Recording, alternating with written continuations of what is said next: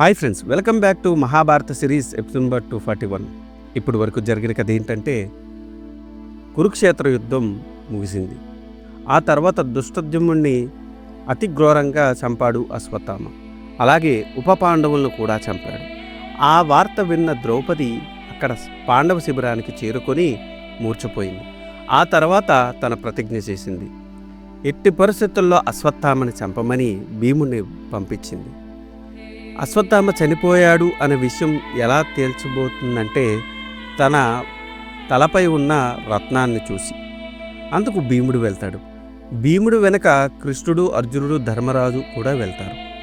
అక్కడ అశ్వత్థామ వ్యాసమునేంద్ర ఆశ్రమంలో తపస్సు చేసుకుంటున్నారు.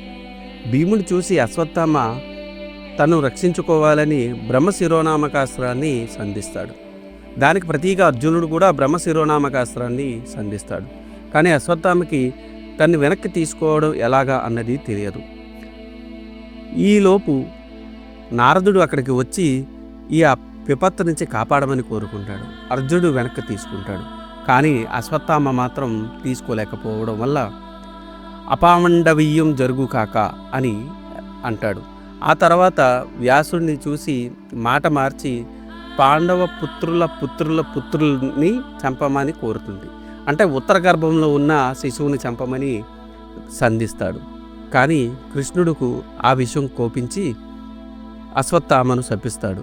కృష్ణుడిని సమర్థించిన వ్యాసుడిని అశ్వత్థామ తిరిగి శపిస్తాడు. తన రత్నాన్ని ఇచ్చి తపోవనానికి వెళ్ళిపోయాడు. ఆ తర్వాత ఏం జరిగిందో తెలుసుకోవాలనుకుంటే ఈ వీడియోని స్కిప్ చేయకుండా లాస్ట్ వరకు చూడండి. పాండవులు, కృష్ణుడు వ్యాసుడికి నమస్కరించి మరలా ద్రౌపది ఉన్న చోటుకు వచ్చారు. భీముడు అశ్వత్థామ శిరోరత్నము ద్రౌపదికి ఇచ్చాడు. ద్రౌపది శత్రుకార్యము పూర్తయింది. గురుపుత్రుడు అవ్వడం వల్ల అర్జునుడు అశ్వత్థామను చంపడానికి ఇష్టపడలేదు. అందుకని అతని శిరోరత్నం తీసుకొని అతని కీర్తి శరీరము పడగొట్టాము. అతను ఇంకా బతికి చచ్చినట్టే. ఇంక నీ దుఃఖం మానుము, ధర్మరాజు దుఃఖమును పోగొట్టుము అని అన్నాడు. అప్పుడు ద్రౌపది అత్యంత మహిమాన్వితమైన ఆ రత్నము చేతిలో పట్టుకొని ధర్మరాజును చూసి, ఈ రత్నము పొందినందుకు నాకు చాలా ఆనందంగా ఉంది.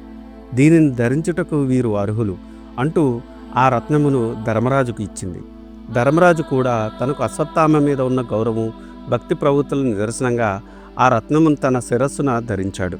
అప్పుడు ధర్మరాజు అందరూ వినేటట్టు తాము అక్కడ నుండి బయలుదేరినప్పటి నుండి తిరిగి అక్కడికి వచ్చేదాకా జరిగిన విశేషాలన్నీ ద్రౌపదికి, సహదేవులకు, మిగిలిన వారందరికీ వివరించాడు. బ్రహ్మశిరోనామకాస్త్ర ప్రభావం చేత అప్పటిదాకా నిలిచిన పాండవుల కుమారులు, పత్నుల గర్భములన్నీ విచ్ఛిన్నం పొందాయి. కానీ ఉత్తర గర్భం మాత్రం యథాతథంగా ఉంది. ఈ విషయం ఉత్తరకు కూడా తెలియదు. ఇప్పుడు ధర్మరాజు కృష్ణుడితో ఇలా అన్నాడు. కృష్ణ, బలంలో, శౌర్యంలో ద్రౌపది కుమారుడు ఎంతో పరాక్రమవంతులు కదా. అశ్వత్థామ ఒక్కడు వారందరినీ చుట్టుముట్టి ఎలా చంపగలిగాడు? అతనికి అంతటి శక్తి సామర్థ్యాలు ఎలా వచ్చాయి? పైగా దుష్టజుమ్ముడు అజేయ బాహుబలం సంపన్నుడు.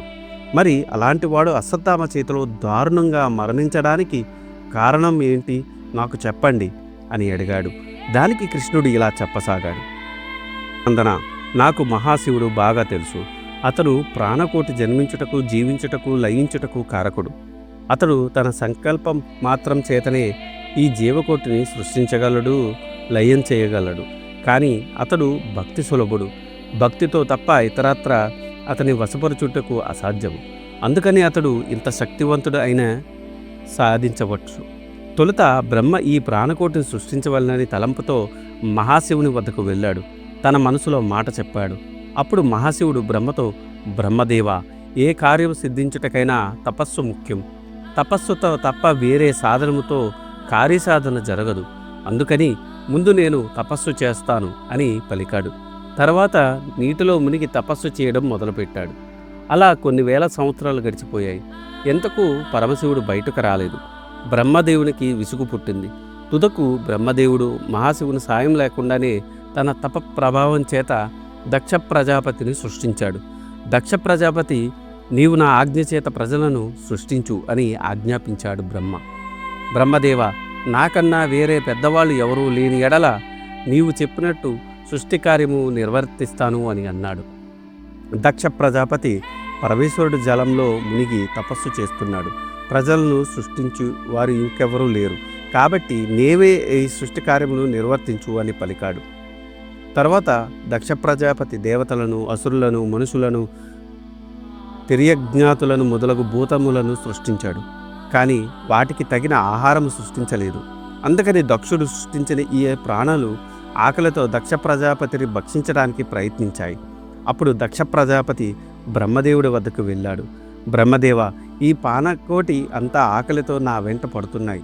వీటి బారి నుండి నన్ను రక్షించు, ఈ ప్రాణులన్నిటికీ ఆహారం కల్పించు అని ప్రార్థించాడు. వెంటనే బ్రహ్మదేవుడు ఓషధులు, ఫలములు, కందమూలములు మొదలగు భక్ష్యములను, మూలమైన వృక్షములను, లతలను, పొదలను సృష్టించి ప్రాణులకు ఆహారం సమకూర్చాడు. మరియు బలిష్టమైన జంతువులకు బలహీనమైన జంతువులను ఆహారంగా సమకూర్చాడు. ఈ ఏర్పాటునకు ప్రాణులన్నీ సంతోషించి వెళ్ళిపోయాయి.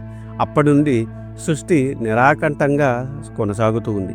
అప్పటికే సృష్టించబడిన ప్రాణులకు సంతానాభివృద్ధి చెందుతూ ఉంది.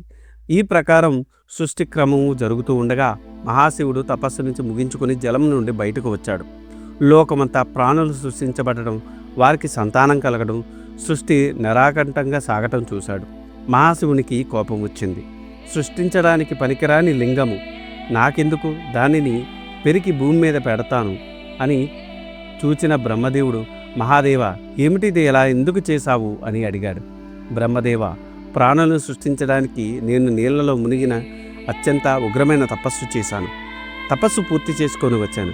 కానీ ఇప్పటికే వేరొకరి చేత ప్రాణులు సృష్టించబడ్డారు. అందువలన ఇలా చేశాను. ప్రాణులను సృష్టించడానికి పనికిరాని ఈ లింగం నాకేలా అని పలికాడు. కోపంతో ఊగిపోతూ ఇక్కడ ఉండటానికి ఇష్టపడక మాల్యవంత పర్వతంకు పోయి తపస్సు చేసుకుంటున్నాడు. మహాశివుని చేత భూమి మీద పెట్టబడిన లింగము బ్రహ్మవాదులకు మహాసుందరంగా ప్రకాశవంతంగా కనిపించింది. ఇంద్రుడు మొదలగు దేవతలందరూ దానికి పూజలు చేయడం మొదలుపెట్టారు. అలా చాలా కాలం గడిచింది. దేవతలు మహాయజ్ఞం చేయడానికి తలపెట్టారు. యజ్ఞానికి కావలసిన వస్తువులన్నీ సమకూర్చుకున్నారు. యజ్ఞ భాగములు కొనుక్కోవడానికి అర్హులైన దేవతలను నిర్ణయించారు. కానీ మహాశివునికి మాత్రం యజ్ఞభాగం కల్పించలేదు. యజ్ఞం మొదలైంది. ఈ విషయం మహాశివునికి తెలిసింది. వెంటనే చాలా పొడవైన విల్లు ఒకటి సృష్టించాడు. దానిని చేత ధరించి మహోగ్రుడై దేవతల యజ్ఞం చేసే ప్రదేశానికి వచ్చాడు. మహాశివుని కోపానికి భూమి దద్దరిల్లింది. ఆకాశం గర్జించింది. పర్వతాలు పెళ్ళబిక్కిర్చాయి. సూర్యచంద్రులు తమ ప్రకాశం కోల్పోయారు. దేవతలందరూ భయపడి పరుగులు తీశారు. యజ్ఞమునకు అధ్వర్యము వహించుటకు దేవతల భయంతో బొమ్మల్లా నిలబడిపోయారు. మహాదేవుడు ఆ యజ్ఞాన్ని కొట్టాడు. ఆ వేటుకు యజ్ఞము అక్కడున్న వేళ్లుతున్న అగ్నితో సహా పారిపోయింది. యజ్ఞం ఆగిపోయింది. మహాశివుడు యజ్ఞం నిర్వహించుకున్న పూషుని పళ్ళు ఉడగొట్టాడు. సవిత్రుని చేతులు విరిచాడు. భగుడి కళ్ళల్లో పొడిచాడు. మిగిలిన దేవతలందరూ భయభ్రాంతులై అక్కడ ఉన్న యజ్ఞోపకరణం తీసుకుని తలా ఒక దిక్కుకు పారిపోయారు. కానీ మహాశివుడు వారిని పారిపోకుండా నలుదిక్కులు తానే అయి వీళ్ళు సంధించి నిరోధించాడు. దేవతలు చేసేది లేక మహాశివుని కాళ్ళ మీద పడ్డారు. పారిపోయిన యజ్ఞము అగ్నితో సహా వచ్చి మహాశివుని కాళ్ళ మీద పడింది. మహాశివుడు శాంతించాడు. తన కోపాన్ని ఒక సరస్సులోకి విసిరాడు. ఆ కోపాగ్నికి ఆ సరస్సు ఎండిపోయింది. పరమేశ్వరుడి దయవలన సవితికి చేతులు, పూషుడికి కళ్ళు, భగుడికి కళ్ళు యథాప్రకారం వచ్చాయి. దేవతలందరూ పరమేశ్వరుడిని భక్తితో కొలిచి ఆ యాగంలో అతనికి కూడా భాగం కల్పించారు. దేవతలు తలపెట్టిన యాగం నిర్విఘ్నంగా నెరవేరింది. ఓ ధర్మరాజా, ఆ దేవదేవుడైన పరమేశ్వరుడి లీలలు ఇలా ఉంటాయి. ఆ మహాదేవుడు కోపిస్తే లోకాన్ని భస్మం అయిపోతుంది. ఆ దేవదేవుడు కరుణిస్తే లోకాల్లో కంతా సుభిక్షం ఉంటుంది. అశ్వత్థామకు ఆ దేవదేవుడు తోడుగా ఉండబట్టి ఉపపాండవులను, దుష్టద్యుమ్నుడిని, శిఖండిని సంహరించగలిగాడు. కాబట్టి అది అశ్వత్థామ పరాక్రమం కాదు. ఈ యుద్ధంలో మీరు భీష్ముని పడగొట్టడం, ద్రోణుడు, కర్ణుడు, శల్యుడు మొదలగు మహావీరులను చంపడం, సుయోధనుడు మొదలగు కురుకుమారులను చంపడం, భీముడు తన ప్రతిజ్ఞను నెరవేర్చుకోవడం అంతా దైవ మానుష లీల, అంతేగాని మీ పరాక్రమం కాదు. కాబట్టి సాధించిన వీముకు ఆనందపడకుండా కారణాలు వెతుక్కు అని అన్నాడు కృష్ణుడు. ఇది ఈనాటి వీడియో. ఆ తర్వాత ఏం జరిగిందో తెలుసుకోవాలనుకుంటే మీరు నా నెక్స్ట్ వీడియో కోసం వెయిట్ చేయాల్సిందే. దానికన్నా ముందు నాదొక చిన్న రిక్వెస్ట్. నేను చేసే ఈ మహాభారత సిరీస్ వ్యాస భారతం నుండి కవిత్రయం అంటే నన్నయ్య గారు, తిక్కన గారు, ఎర్రాప్రగడ గారు తెలుగులోకి అనువదించారు. అదే ఈ మహాభారతాన్ని నేను మీకు యథాతథంగా అందించాలనే సదుద్దేశంతో ఈ వీడియోలు చేస్తున్నాను. ఏ జనరేటెడ్ ఇమేజెస్తో వీడియోస్ చేయడం కొంచెం కష్టతరమైన విషయం అయినప్పటికీ మన సనాతన ధర్మంలో ఉన్న మంచిని చెప్పాలనే ఉద్దేశంతో పూర్తి కథని ఈ వీడియోల రూపంలో అందించడం జరుగుతుంది. అందుకని మీలాంటి వారి సపోర్ట్ నాకెంతో ముఖ్యం. మీరు నన్ను సపోర్ట్ చేయాలనుకుంటే జస్ట్ మీ అభిప్రాయాన్ని కమెంట్ల రూపంలో తెలియచేస్తూ, లైక్ చేస్తూ, 10 మందికి షేర్ చేస్తూ మన ధర్మాన్ని 10 మందికి అందేలా చేయాలని కోరుకుంటున్నాను. ఈ వీడియో కనుక మీకు నచ్చితే do like, share and subscribe. Thanks for watching. జై సనాతన ధర్మం.